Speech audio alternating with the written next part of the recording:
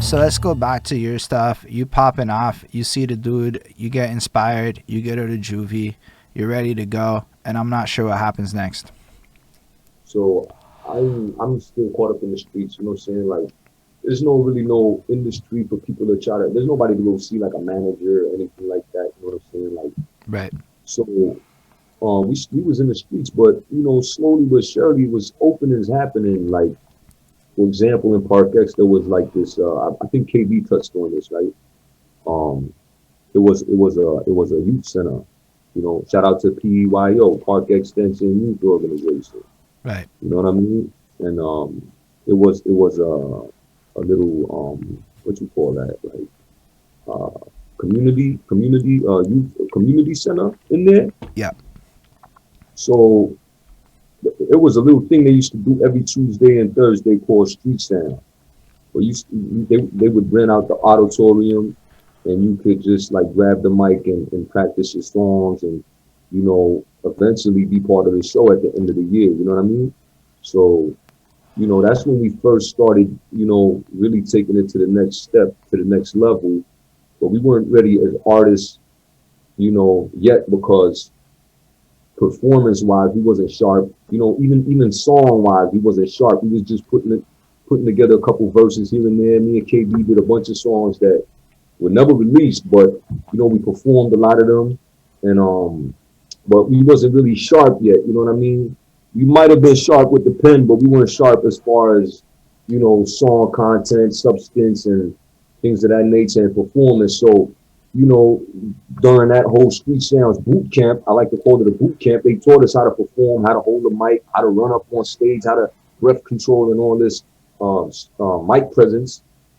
So and voice projection and all this shit. So you know that really shaped us. But at the same time, on the flip side, we're in the streets getting into trouble, and it's like you know I got into some shit where you know I did a little bit of time, but mostly you know I you know they gave me three years and a half probation. You know what I mean?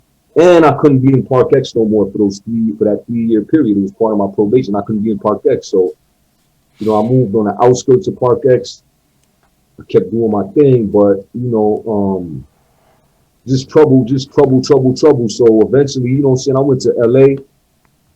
I lived in LA for about a year. You know what I'm saying? I got my sister out there and my niece. You know what I mean?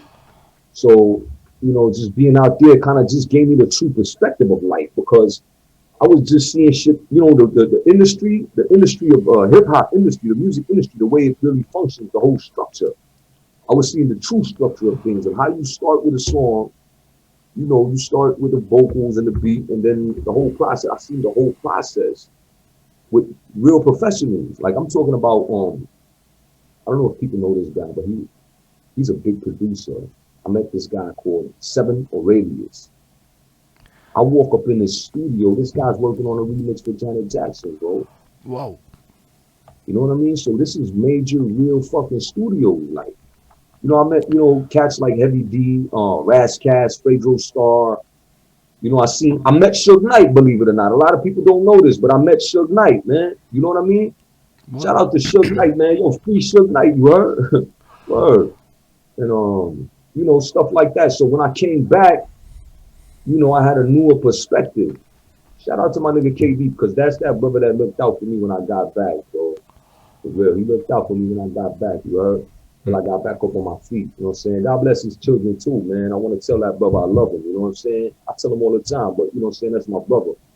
So, you know what I mean? Yeah, so just I had a new perspective, you know what I'm saying? But I'm still in the streets.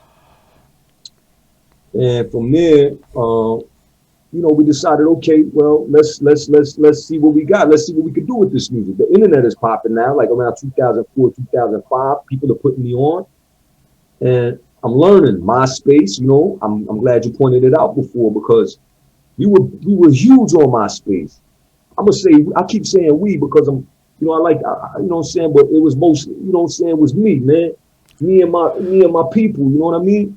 And we just did one video called "Ready for War." That was my first video, and that was with what you call that? So there was like a an organization that goes from hood to hood, right? It's like it's like a trailer, really. It's like you know them RVs. Mm. It's like an RV, but they go from hood to hood, and they got camera equipment, and Okay. they go from hood to hood, and they show people how to use. It's like a course, you know. It's like a workshop. And they teach people, they teach the kids how to use the cameras and shit and shoot videos and documentaries and short films and things of that nature. So when they came to Park X, I was like, yo, let me shoot this video I got, you know what I'm saying? Ready for War is my first song that I ever did solo and that I was proud of, and you know what I mean? So so we shot the video, I did the editing, I did everything, man.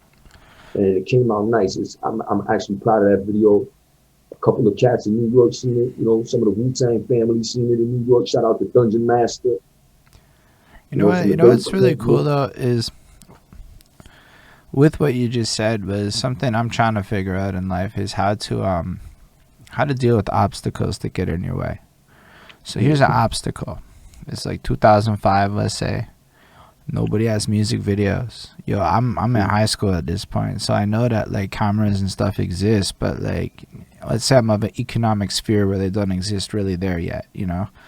Um, and you notice some opportunity, which is this van thing that's bringing gear to you, and you took advantage of a local community resource. And even with the community centers, these are local community resources, and I want to emphasize it because I think a lot of people sometimes don't look around to see what actually exists in terms of resources and opportunities when they talk about all the I can't do things in their life.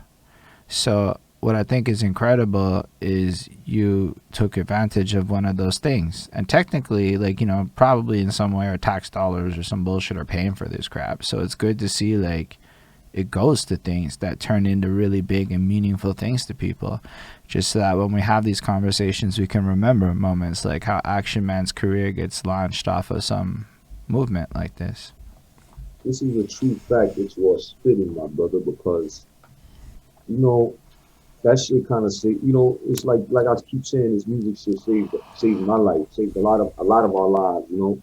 And you know, if it wasn't, you know, what I'm saying if we weren't in the music at the community center or in the studio or freestyling in some kind of way, we were outside doing, you know, selling drugs and robbing people and all kinds of stuff. You know what I mean? Beating people up, man. So it's good, you know what I'm saying? Like I know how the system is built to make money off of you and off the youth and off ignorance. And I don't want to get too deep, but what you're saying is 100% factual because if they would invest a lot of this money that the government gets from federal government, Yeah, you can go deep on this one a little bit. I'm with you. I know where you're going with this. they less. So if they would invest a little bit more money instead of invest, I remember I forgot what year it was, but one year they gave the federal government gave Canada something like $9 million for police force and things of that nature. And half of that 9 million went to Quebec police alone, bro. Like all of Quebec. You know what I mean? So I feel like, you know, it's always better to, you know, it's better to how do you say what's that saying? It's always better to safe than sorry. No, not safe than sorry, but it's always better to prevent than to cure. Right. Right? So if they would invest that money in these youth centers, keeping these kids busy, keeping these kids off the streets. You know, I used to work as a street worker for a small period of time as well, you know? And these kids need that shit. You know what I mean? Yeah. They need it, man. Like it just And another thing, and you know, listen, so let me just finish that thought, right? So if they would give that money, instead of giving it to the police, give it to the kids, man, and start putting money into police community interactions, you know, and communication, there probably would be no crime. But you know how much money they make off of crime, right? So um that's probably why they don't do it. But The other thing that I wanted to add on was, you know, a lot of times also, which is what I came to find out later on, working as a street worker, it's crazy because I used to be one of them kids.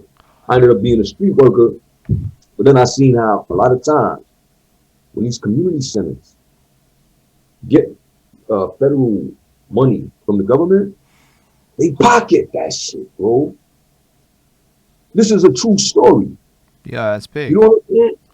And the kids don't see none of that shit, or if anything, they might see crumbs, bro. So when I seen that shit, I seen this. It's all politics. I got out that shit, man. You know what I'm saying? Like it's crazy. So at the end of the day, you know what I mean? I feel like one thing that could really reach the youth has always reached the youth and actually reached me was this music shit. So I figured, you know what I mean? Let me just focus all of my soul, life, mind, body, spirit. You know what I'm saying?